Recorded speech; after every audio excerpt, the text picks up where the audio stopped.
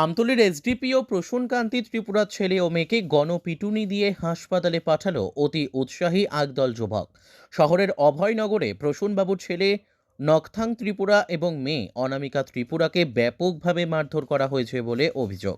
আহত অবস্থায় দুজনকেই নিয়ে যাওয়া হয়েছিল জিবিপি হাসপাতালে। বৃহস্পতিবার রাতে এই ঘটনার খবর পেয়ে আমতলীর এসডিপিও প্রসূনকান্তি ত্রিপুরা জিবিপি হাসপাতালে ছুটে গিয়েছেন। জানা গিয়েছে প্রসূনবাবুর মেয়ে মেকআপ আর্টিস্ট, কিন্তু তিনি কুঞ্জবনে কাজ ছেড়ে ভাইয়ের সঙ্গে গাড়ি দিয়ে আসার পথে টমটমের সঙ্গে সংঘর্ষ হয়। টমটমের কোনো ক্ষতি না হওয়ার পরেও তার মেয়ে অনামিকা ত্রিপুরা মালিকের কাছে ক্ষমা চেয়ে নিয়েছিলেন। তথাপি টমটম চালকের পক্ষ নিয়ে কিছু অতি উৎসাহী লোক প্রসূন ত্রিপুরার ছেলে ও মেয়েকে মেরে আহত করে। পরবর্তীতে জিবিপি হাসপাতালে তাদের প্রাথমিক চিকিৎসার পর ছেড়ে দেওয়া হয়। আরও জানা গিয়েছে, রাতেই ওই ঘটনায় দুই অভিযুক্তকে গ্রেপ্তার করা হয়েছে। তাদের মধ্যে কম বয়সী যুবক আবার পেশায় আয়ুর্বেদিক चिकित्सक। नहीं, छोटा सा एक्सीडेंट हुआ था। हाँ। इसमें हमारा एसडीपीओ का जो बेटा और बेटी एक्सीडेंट में इन्वॉल्व था। इसमें थोड़ा सा आर्गुमेंट हो गया। बस अभी सिचुएशन कंट्रोल में है और 2 लोगों को अरेस्ट किया, केस ले रहे हैं।